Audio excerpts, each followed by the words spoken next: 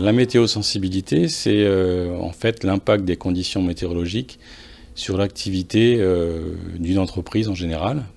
Donc, qui est concerné, ce sont donc des commerces, ça peut être le secteur de l'énergie, de l'agriculture, du service, du tourisme, et de la finance et des assurances aussi.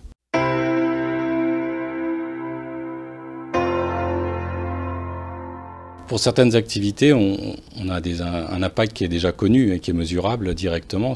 On peut parler par exemple des besoins en eau pour l'agriculture ou du soleil pour le tourisme. Donc ça, c'est déjà des choses concrètes qu'on connaît.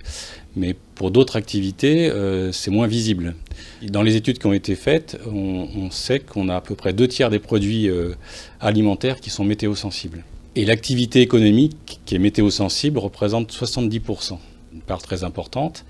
Et c'est d'autant plus important que le PIB, 25% du PIB français serait impacté par les conditions météorologiques.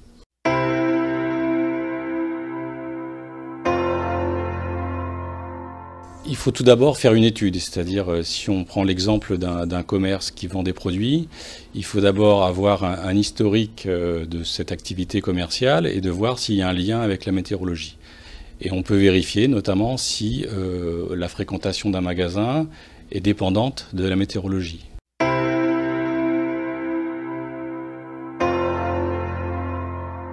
Alors en termes d'accompagnement, déjà donc comme je vous l'ai dit, on propose déjà de faire une étude avec le client sur son activité et de vérifier s'il y a des corrélations avec les conditions météo. Et ensuite, c'est de l'accompagner au fil du temps, c'est-à-dire de prévoir justement les impacts météorologiques sur son activité pour qu'il puisse anticiper.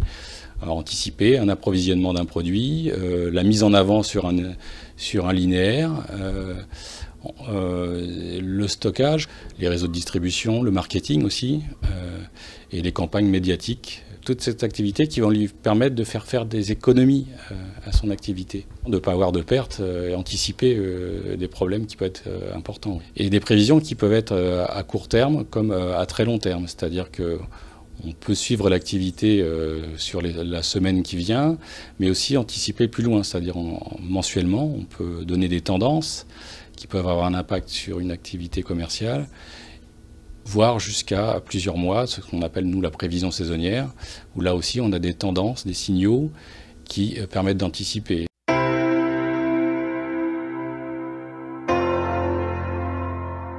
C'est une activité qui a démarré il y a déjà quelques années en métropole. À ma connaissance, on n'a aucune entreprise qui fait appel à ce service ici, mais c'est aussi une faute de notre part en quelque sorte, dans le sens où on n'a pas communiqué sur cette possibilité d'activité. C'est un service payant, oui, c'est un service commercial que propose Météo France.